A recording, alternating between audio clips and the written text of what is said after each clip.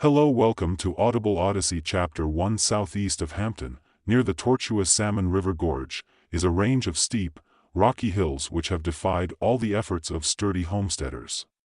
The canyons are too deep and the slopes too precipitous to encourage anything save seasonal livestock grazing. The last time I visited Hampton, the region known as Hell's Acres was part of the Blue Mountain Forest Reserve. There are no roads linking this inaccessible locality with the outside world, and the hill folk will tell you that it is indeed a spot transplanted from His Satanic Majesty's front yard. There is a local superstition that the area is haunted, but by what or by whom, no one seems to know. Natives will not venture within its mysterious depths, for they believe the stories handed down to them by the Neepor Indians, who have shunned the region for untold generations because, according to them, it is a playground of certain giant devils. From the outside, these suggestive tales made me very curious. My first excursion, and my last, thank God, into those hills occurred while Constantine and I were living in Hampton the summer of 1938. He was writing a treatise on Egyptian mythology, and I found myself alone much of the time despite the fact that we shared a modest cabin on Beacon Street within sight of the infamous Pirate House, built by Exert Jones over 60 years ago. The morning of June 23 found me walking in those oddly shaped hills, which had since seemed very ordinary indeed. I must have been about 7 miles south of Hampton before I noticed anything unusual. I was climbing a grassy ridge overlooking a particularly deep canyon, when I came upon an area totally devoid of the usual bunchgrass and greaseweed. It extended southward over numerous hills and valleys. At first, I thought the spot had been burned over the previous fall, but upon examining the turf, I found no signs of a blaze. The nearby slopes and ravines looked terribly scarred and seared as if some gigantic torch had blasted them, wiping away all vegetation, and yet there was no evidence of fire. I moved on over rich black soil in which no grass flourished. As I headed for the approximate center of this desolate area, I began to notice a strange silence. There were no larks, no rabbits, and even the insects seemed to have deserted the place. I gained the summit of a lofty knoll and tried to guess the size of that bleak, inexplicable region. Then I saw the lone tree. It stood on a hill somewhat higher than its companions and attracted the eye because it was so utterly unexpected. I had seen no trees for miles. Thorn and hackberry bushes clustered in the shallower ravines, but there had been no true trees. Strange to find one standing on the crest of the hill. I crossed 2 steep canyons before I came to it, and a surprise awaited me. It was not a pine tree nor a fir tree nor a hackberry tree. I had never in all my life seen one compared with it, and I never have to this day, for which I am eternally thankful more than anything. It resembled an oak. It had a huge twisted trunk fully a yard in diameter, and the large limbs began spreading outward scarcely 7 feet from the ground. The leaves were round and curiously alike in size and design. It might have been a tree painted on a canvas, but I will swear that it was real. I shall always know that it was real despite what it said. Later, I recalled that I glanced at the sun and judged the time to be about 10 a.m. Although I did not look at my watch, the day was becoming warm, and I sat for a while in the welcome shade of the huge tree. Then I regarded the rank grass that flourished beneath it, another singular phenomenon when I remembered the bleak terrain through which I had passed. A wild maze of hills, ravines, and bluffs hemmed me in on all sides. Although the rise on which I sat was rather higher than any other within miles, I looked far to the east, and I jumped to my feet, startled and amazed. Shimmering through a blue haze of distance were the Bitter Root Mountains. There is no other range of snow-capped peaks within 300 miles of Hampton, and I knew at this altitude that I shouldn't be seeing them at all. For several minutes, I gazed at the marvel. Then I became drowsy. I lay in the rank grass beneath the tree. I unstrapped my camera, took off my hat, and relaxed, staring skyward through the green leaves. I closed my eyes. Then a curious phenomenon began to assail me, a vague, cloudy sort of vision, glimpsing or daydreaming seemingly without relevance to anything familiar. I thought I saw a great temple by a sea of ooze where 3 suns gleamed in a pale red sky. The vast tomb or temple was an anomalous color, a nameless blue-violet shade. Large beasts flew in the cloudy sky, and I seemed to hear the pounding of their scaly wings. I went nearer the stone temple, and a huge doorway loomed in front of me. Within that portal were swirling shadows that seemed to dart and leer and tried to snatch me inside that awful darkness.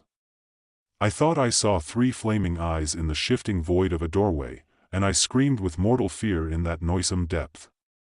I knew lurked utter destruction, a living hell even worse than death. I screamed again, the vision faded. I saw the round leaves and the sane earthly sky. I struggled to rise. I was trembling as cold perspiration struck my brow. I had a mad impulse to flee, to run insanely from that sinister tree on the hill, but I checked my absurd intuition and sat down, trying to collect my senses. Never had I dreamed anything so realistic, so horrifying. What had caused the vision? I had been reading several of the tomes on ancient Egypt. I mopped my forehead and decided that it was time for lunch, but I did not feel like eating. Then I had inspiration, would take a few snapshots of the tree for Thunks. They might shock him out of his habitual air of unconcern. Perhaps I would tell him about the dream. Opening my camera, I took 6 shots of the tree and every aspect of the landscape as seen from the tree. Also, I included one of the gleaming snow-crested peaks. I might want to return, and these photos would help. Folding the camera, I returned to my cushion of soft grass. Had that spot beneath the tree a certain alien enchantment? I know that I was reluctant to leave it. I gazed upward at the curious round leaves. I closed my eyes. A breeze stirred the branches, and their whispered music lulled me into tranquil oblivion. And suddenly, I saw again the pale red sky and the 3 suns, the land of 3 shadows. Again, the great temple came into view. I seemed to be floating on the air, a disembodied spirit exploring the wonders of a mad multidimensional world. The temple's oddly angled cornices frightened me, and I knew that this place was one that no man on earth had ever seen in his wildest dreams. Again the vast doorway yawned before me, and I was sucked within that black writhing cloud. I seemed to be staring at space unlimited. I saw a void beyond my vocabulary to describe, a dark bottomless gulf teeming with nameless shapes and entities. Things of madness and delirium, as tenuous as a mist from Shambhala. My soul shrank. I was terribly afraid. I screamed and felt that I would soon go mad. Then in my dream I ran and ran in a fever of utter terror, but I did not know what I was running from. I left that hideous temple and that hellish void, yet I knew I must, barring some miracle, return. At last my eyes flew open. I was not beneath the tree. I was sprawled on a rocky slope, my clothing torn and disordered. My hands were bleeding. I stood up, pain stabbing through me. I recognized the spot, the ridge where I had first seen the blasted area. I must have walked miles unconscious. The tree was not in sight, and I was glad. Even the knees of my trousers were torn, as if I had crawled part of the way. I glanced at the sun. Late afternoon. Where had I been? I snatched out my watch. It had stopped at music 10:34. Chapter 2. So you have the snapshots, Thunis drawled. I met his gray eyes across the breakfast table. 3 days had slipped by since my return from Hell's Acres. I had told him about the dream beneath the tree, and he had laughed. Yes, I replied, they came last night. Haven't had a chance to open them yet. Give them a good careful study. If they aren't all failures, perhaps you'll change your mind. Thunis smiled, sipped his coffee. I gave him the unopened envelope, and he quickly broke the seal and withdrew the pictures. He glanced at the first one, and the smile faded from his leonine face. He crushed out his cigarette. My God, man, look at this. I seized the glossy rectangle. It was the first picture of the tree taken at a distance of 50 feet or so. The cause of Thunis' excitement escaped me. There it was, standing boldly on the hill, while below it grew the jungle of grass where I had lain. In the distance were my snow-capped mountains. There you are, I cried, the proof of my story. Look at it. Thunis snapped. The shadows, there are 3 for every rock, bush and tree. He was right. Below the tree, spread in fan-like incongruity, lay 3 overlapping shadows. Suddenly I realized that the picture held an abnormal and inconsistent element. The leaves on the thing were too lush for the work of sane Nature, while the trunk was bulged and knotted in the most abhorrent shapes, Thunis dropped the picture on the table. There is something wrong, I muttered. The tree I saw didn't look as repulsive as that. Are you sure? Thunis grated. The fact is, you may have seen many things not recorded on this film. It shows more than I saw. That's the point. There is something damnably out of place in this landscape, something I can't understand. The tree seems to suggest a thought beyond my grasp. It is too misty, too uncertain, too unreal to be. Then he rapped his nervous fingers on the table, snatched the remaining films, and shuffled through them rapidly. I reached for the snapshot he had dropped and sensed a touch of bizarre uncertainty and strangeness as my eyes absorbed its every detail. The flowers and weeds pointed at varying angles, while some of the grass grew in the most bewildering fashion. The trees seemed too veiled and clouded to be readily distinguished, but I noted the huge limbs and the half-bent flower stems that were ready to fall over yet did not fall, and the many overlapping shadows. They were altogether very disquieting shadows, too long or short when compared to the stems they fell below to give one a feeling of comfortable normality. The landscape hadn't shocked me the day of my visit. There was a dark familiarity and mocking suggestion in it, something tangible yet distant, as the stars beyond the galaxy. Thunks came back to Earth. Did you mention 3 suns in your dreaming orgy? I nodded, frankly puzzled. Then it dawned on me. My fingers trembled slightly as I stared at the picture again. My dream, of course. The others are just like it, Dunn said. That same uncertainty, that suggestion. I should be able to catch the mood of the thing, see it in its real light. But it is too. Perhaps later I shall find out if I look at it long enough. We sat in silence for some time. A thought came to me suddenly, prompted by a strange, inexplicable longing to visit the tree again. Let's make an excursion. I think I can take you there in half a day. You'd better stay away, replied Dunn thoughtfully. I doubt if you could find the place again if you wanted to. Nonsense. I replied, surely with these photos to guide us, did you see any familiar landmarks in them? His observations were uncanny. After looking through the remaining snaps carefully, I had to admit that there were none. He muttered under his breath and drew viciously on his cigarette, a perfectly normal, or nearly so, picture of a spot apparently dropped from nowhere. Seeing mountains at this low altitude is preposterous. But wait. He sprang from the chair like a hunted animal and raced from the room. I could hear him moving about in our makeshift library, cursing volubly. Before long, he reappeared with an old leather-bound volume, opened it reverently, and peered over the odd characters. What do you call that? I inquired. It was an early English translation of the Chronicle of Neith, written by Rudolf Ogler, a German mystic and alchemist who borrowed some of his lore from Hermes, the ancient Egyptian sorcerer. There's a passage here that might interest you and might make you understand why this business is even further from the natural than you suspect. So, in the year of the black goat, there came unto Neith a shadow that should not be on earth and that had no form known to the eyes of earth. And it fed on the souls of men that it gnawed, being lured and blinded with dreams till the horror and the endless night lay upon them. Nor did they see that which gnawed them, for the shadow took false shapes that men know or dream of, and only freedom seemed waiting in the land of the 3 suns. But it was told by priests of the old book that he who could see the shadow's true shape and live after seeing them might shun its doom and send it back to the starless gulf of its spawning. This none could do save through the gem, therefore did the knife. The high priest kept that gem sacred in the temple, and when it was lost with froze he who braved the horror and was never seen more. There was weeping in the north, yet did the shadow depart the sand at last, nor shall it hunger again till the cycles roll back to the year of the black goat. This paused while I stared bewildered. Finally, he spoke, now single. I suppose you can guess how all this links up. There is no need to go deep into the primal lore behind this business. But I may as well tell you that, according to the old legends, this is the so-called year of the black goat, when certain horrors from the fathomless outside are supposed to visit the earth and do infinite harm. We don't know how they'll be manifest, but there's reason to think that strange mirages and hallucinations will be mixed up in the matter. I don't like the thing you've run up against, the story or the pictures. It may be pretty bad, and I warn you to look out. But first, I must try to do what old Ogler says, to see if I can glimpse the matter as it is. Fortunately, the old gem he mentions has been rediscovered. I know where I can get at it. We must use it on the photographs and see what we see. It's more or less like a lens or prism, though one can't take photographs with it.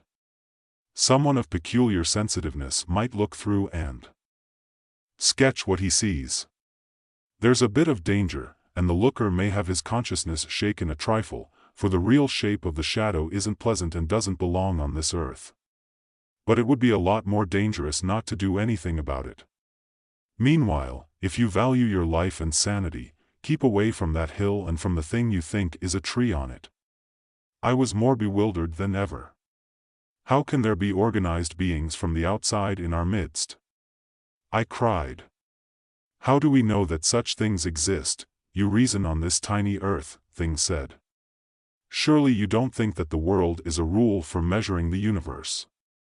There are entities we never dream of floating under our very noses. Modern science is thrusting back into the borderland of the unknown and proving that the mystics were not so far off the track. Suddenly, I knew that I did not want to look at the picture again. I wanted to destroy it. I wanted to run from it. Finus was suggesting something beyond.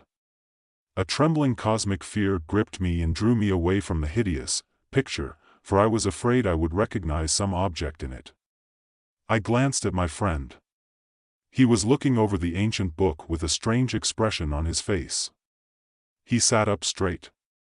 Let's call things off for today. I'm tired of this endless guessing and wondering. If I must get the loan of the gem from the museum where it is and do what is to be done. As you say, I replied, will you have to go to Auden? He nodded. Then we'll both go home, I said decisively. In Chapter 3, I need not chronicle the events of the footnote. That followed with me formed a constant and enervating struggle between a mad longing to return to the cryptic tree of dreams and freedom, and a frenzy of dread of that selfsame thing and all connected with it. That I did not return is perhaps less a matter of my own will than a matter of pure chance. Meanwhile, I knew that this was desperately active in some investigation of the strangest nature, something which included a mysterious motor trip and a return under circumstances of the greatest secrecy. By hints over the telephone, I was made to understand that he had somewhere borrowed the obscure and primal object mentioned in the ancient volume as the gem, and that he was busy devising a means of applying it to the photographs I had left with him. He spoke fragmentarily of refraction, polarization, and unknown angles of space and time, and indicated that he was building a kind of box or camera obscura for the study of the curious snapshots with the gem's aid. It was on the 16th day that I received the startling message from the hospital. In this, he was there and wanted to see me at once. He had suffered some odd sort of seizure, being found prone and unconscious by friends who found their way into his house after hearing certain cries of mortal agony and fear. Though still weak and helpless, he had now regained his senses and seemed frantic to tell me something and have me perform certain important duties. This much the hospital informed me over the wire. And within half an hour, I was at my friend's bedside, marveling at the inroads which worry and tension had made on his features in so brief a time. His first act was to move away from the nurses to speak with utter confidence. Once I saw it, his voice was strained and husky. You must destroy all those pictures. I sent it back after seeing it, but the pictures had better go. That tree will never be seen on the hill again, at least I hope not till thousands of eons bring back the year of the black goat. You are safe now, mankind is safe. He paused, breathing heavily, and continued to take the gem out of the apparatus and put it in the safe. You know the combination. It must go back where it came from, for there's a time when it may be needed to save the world. They won't let me leave here yet, but I can rest if I know it's safe. Don't look through the box as it is.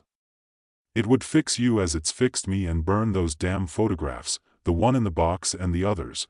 But he was exhausted now, and the nurses advanced and motioned me away as he leaned back and closed his eyes. In another half-hour, I was at his house and looking curiously at the long black box on the library table beside the overturned chair. Scattered papers blew about in a breeze from the open window, and close to the box, I recognized with a queer sensation the envelope of pictures I had taken. It required only a moment for me to examine the box and detach at one end my earliest picture of the tree and at the other end a strange bit of amber-colored crystal cut in devious angles imposes eye to classify. The touch of the glass fragment seemed curiously warm and electric, and I could scarcely bear to put it out of sight in then's wall. Save the snapshot I handled with a disconcerting mixture of emotions. Even after I had replaced it in the envelope with the rest, I had a morbid longing to save it, gloat over it, and rush out and up the hill toward its original peculiar line. Arrangement sprang out of its details to assault and puzzle my memory, pictures behind pictures, secrets lurking in half-familiar shapes. But a sort of contrary instinct operating at the same time gave me the vigor and avidity of unplayable fear as I hastily kindled a fire in the grate, and watched the problematic envelope burn to ashes. Somehow, I felt that the earth had been purged of a horror on whose brink I had trembled and which was none the less monstrous because I did not know what it was. Of the source of this terrific shock, I could form no coherent guess, nor did I dare to think too closely about it. It is notable that I did not at any time have the least impulse to look through the box before removing the gem and photograph. What was shown in the picture by the antique crystal's lens or prism-like power was not, I felt curiously certain, anything that a normal brain ought to be called upon to face. Whatever it was, I had myself been close to it, completely under the spell of its allurement as it brooded on that remote hill in the form of a tree and an unfamiliar landscape, and I did not wish to know what I had so narrowly escaped. Would that my ignorance might have remained complete, I could sleep better at night. As it was, my eye was arrested before I left the room by the pile of scattered papers rustling on the table beside the black box. All but one were blank, but that one bore a crude drawing in pencil, suddenly recalling what Thunks had once said about sketching the horror revealed by the gem. I strove to turn away, but sheer curiosity defeated my sane design. Looking again, almost furtively, I observed the nervous haste of the strokes and the unfinished edge left by the sketcher's terrified seizure. Then, in a burst of perverse boldness, I looked squarely at the dark and forbidden design and fell in a faint. I shall never describe fully what I saw.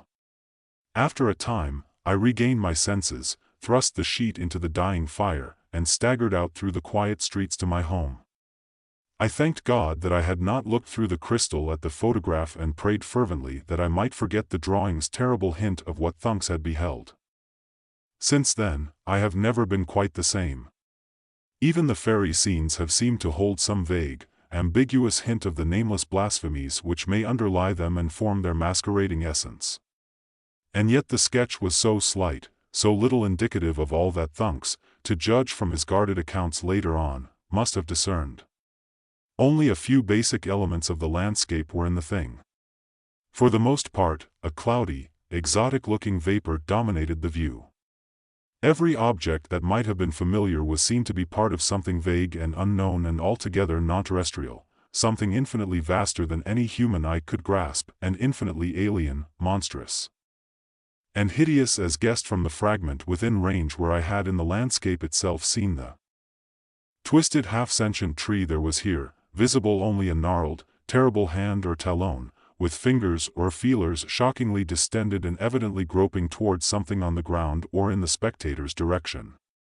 And squarely below the writhing, bloated digits, I thought I saw an outline in the grass where a man had lain, but the sketch was hasty, and I could not be sure.